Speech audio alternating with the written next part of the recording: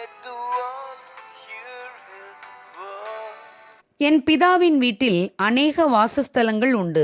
அப்படி இல்லாதிருந்தால் நான் உங்களுக்கு சொல்லியிருப்பேன், ஒரு ஸ்தலத்தை உங்களுக்காக ஆயத்தம் பண்ண போகிறேன். யோவான் 14:2. சில வருடங்களுக்கு முன்பு புகழ்பெற்ற தொழில்துறை வல்லுநர் ஒருவர் டாக்டர் நார்மன் வின்சென்ட் பீலே என்பவரிடம் தன்னை சந்திக்க வரும்படி கூறினார். அவருடைய மனைவி சமீபத்தில் மரித்து போனதால் அவர் மிகுந்த வேதனையில் இருந்தார். அவர் டாக்டர் நார்மனிடம், நான் என் மனைவியை மீண்டும் சந்திப்பேன் என்பதற்கு ஏதாவது நம்பிக்கை இருக்கிறதா என்று கேட்டார். நாம் இறந்த பிறகு மறு உலக வாழ்வு இருக்கிறது என்று நீங்கள் நம்புகிறீர்களா என்று கேட்டார். அதற்கு டாக்டர் நார்மன், ஆம், நான் அதை முழுவதும் நம்புகிறேன். வேதத்திலே அதை குறித்து வாக்குத்தத்தம் இருக்கிறது. சரித்திரத்திலும் அநேகர் இந்த பரலோக வாழ்க்கையின் மேல் நம்பிக்கை வைத்திருந்தனர். இயேசு கிறிஸ்து உயிர்த்தெழுந்து பரலோகம் சென்று நமக்கெல்லாம் அழகிய வாசஸ்தலத்தை உண்டு பண்ணுகிறார் என்று நான் ஆணித்தரமாய் நம்புகிறேன் என்றார்.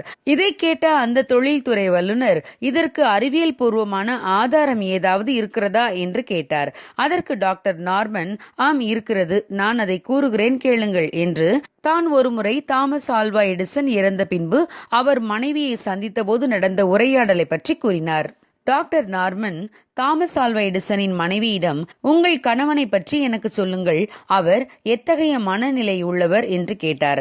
அதற்கு அவருடைய மனைவி, என் கணவன் கண்மூடித்தனமாக எதையும் நம்ப மாட்டார், அதை குறித்து பேசவும் மாட்டார். அவர் ஒன்றை நம்ப வேண்டுமானால் அது மெய்ப்பிக்கப்பட்ட ஒன்றாக இருக்க வேண்டும் என்றார். மேலும் எடிசனின் மனைவி டாக்டர் நார்மனிடம், என் கணவன் மரிக்கும் தருவாயில் இருந்தபோது கோமாவில் தான் இருந்தார், அவரால் எதையும் பேச முடியாது. அப்போது அவர் ஏதோ ஒன்றை சொல்ல விரும்புகிறார் என்று எங்கள் மருத்துவர் கண்டறிந்தார். அறிவியல் அறிஞரான என் கணவர் என்ன சொல்லுகிறார் என்று கேட்பதற்காக டாக்டர் குனிந்து கவனித்தார். அப்பொழுது என்னுடைய கணவன், அந்த இடம் மிகவும் அழகாக இருக்கிறது என்று கூறியிருக்கிறார். இதுதான் என் கணவனின் கடைசி வார்த்தைகள் என்று கூறினார். இந்த உரையாடலை டாக்டர் நார்மன் அந்த தொழிலதிபரிடம் கூறி, தாமஸ் ஆல்வா எடிசன் பொய் சொல்ல மாட்டார், அவர் தான் கண்டதை பற்றி மட்டும்தான் பேசுவார், அவர் பரலோகத்தை பார்த்திராவிட்டால் அப்படி பேசியிருப்பாரா, இந்த சான்று உங்களுக்கு போதுமா என்று கேட்டார்.